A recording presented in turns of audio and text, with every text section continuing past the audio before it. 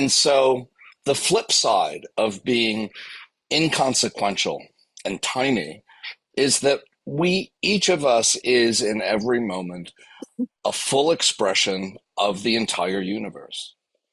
Um, and nothing, pure just as it is. And so from that perspective, impermanence and the balancing job between us is what it is to be human. Um, because you can't live, if you live in one world, well, you get this. But if you live in the other world, as I said, my mother couldn't, feed or clean herself. But how do we use that shift? So the more that idea gets out there, potentially, when I wrote the book, I actually landed on the stuff I just said at the very end because Mark and I were out with some friends drinking a little, and a 26-year-old friend of ours who got a little disinhibited let loose with this anger about how our generation screwed up the world for him. And I thought, if my book doesn't have something to say about that, then why even bother? Um, the Have I told you? I think I told you about when we spoke, Daniel, about my grandmother in Riga. Yeah, go ahead. Yeah, should I tell that story? Absolutely, go for it. So, um, so my father was born in Germany. We're Jewish. That was not a good combination in the 20s and 30s.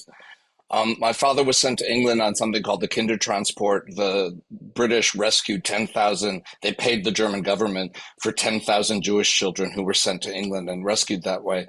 His parents were both sent to Riga, as most German Jews were, where they were killed either in the forests or in work camps. Uh, and a few years ago, I went to Riga and discovered that when I was there, between the museum, the ghetto itself was just a working class neighborhood that still exists. I could find the house where my grandmother and all her cousins were crowded in before they were killed. Um, and stuff online, I could actually find out everything that happened to my grandparents and my uncle who survived all that. And my uncle, they had thought about sending him to Amsterdam. He was too old for the Kindertransport, but my grandmother couldn't send her other son away, so she kept him. And he told us later that if she had sent him to Amsterdam, he would have been sent to Auschwitz or Treblinka and he would have been killed. But going to Riga, he was in a work camp, so he had the chance to survive. And he did. He wound up in Poland and has, I think there are 14 great grandchildren now. So when I found the actual spot, the mass grave where my grandmother was shot, I thought, who was she in that last moment? And in a flash, the thought came to me, oh, I think I've met my grandmother. Um, in her last moment, I think her thought was, we made all the wrong decisions. And I've lost my boys, I've lost my husband, and now I'm going to be killed. And that's what she died with. And what she couldn't know is that she was, out of all her siblings and cousins, she was the only one who didn't lose a child. So she actually made the right decisions, but she didn't know that. I have a shamanic teacher, as one does. This sort of just, he wandered into my life 13 years ago. And he's adept at traveling the astral plane and, stuff like that. My grandmother's name was Elise, but everyone called her Lysian. And so he shows up the day I'm now going to Germany for a family reunion, invited by the town where my family comes from. It was the 80th anniversary of Kristallnacht, and they invited us all to come back. So I was on the way there, and he comes online because he's military. I usually only get to talk to him online. And he was worried about me being in a place as dark as Riga was for me. And he said, you know, you're not alone. I said, what do you mean? He said, well, there's a woman with you. Who is it? I don't know. It's funny. I'm getting two different names. Lisa, Leeson? I said, that's my grandmother. He said, well, she's sort of close in on your right side. Long story short, I go to Germany and I ask him, is she still here with me? But I'm starting to develop a sense of her presence, although that could just be me telling myself a story.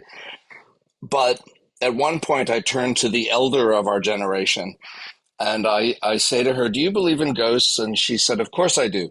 I said, I think I brought my grandmother back from Riga. And she said, oh, I already knew that. So I wondered whether I was bringing her back to her hometown. Our family lived there for 5 generations. Maybe that's what I was doing. But she came back to New York with me. And I was having a vivid sense of her. And I checked in with my shaman. And he was like, yeah, she's still around. And then one day she wasn't. So I checked in with him. He said, no, she's not with you. Let me look around. And then he came back to me. He goes, oh, she's with your mother. So my mother didn't actually leave after all this. That's the afterword in her book. Your mother's taking her around to see the grandchildren and the great grandchildren. Um, and then I felt her come back, and I checked, and yes, she came back. And this was Kristallnacht was the end of November, so we're coming up on the anniversary of the 2-day train ride to Riga from Germany. And I reached out to all my cousins and told them what was going on. And I said, let's all light candles on those 2 days and put out pictures. Sorry. Put out pictures of all her descendants. And, send a note of, see, you did well, and gratitude. And that's when she went away. And she's been gone since. Hmm. So the lesson I take from her relates to the complexity stuff. You have to see what you can do. You have to try your best to make decisions based on what your experiences are. But you have to make those choices knowing that you can't know which are going to be the right ones. All you can do is respond to what you're encountering in the present moment with as much wisdom as you can muster and hope something happens. And even if you come up with something that helps, you may not be a witness to the help that it brings. You have to do it without expectation that you'll ever know. And I think to me, that's kind of where all of this science and mathematics and philosophy and practice comes down to, is just that. Um, and that's what we have to face the current moment with. And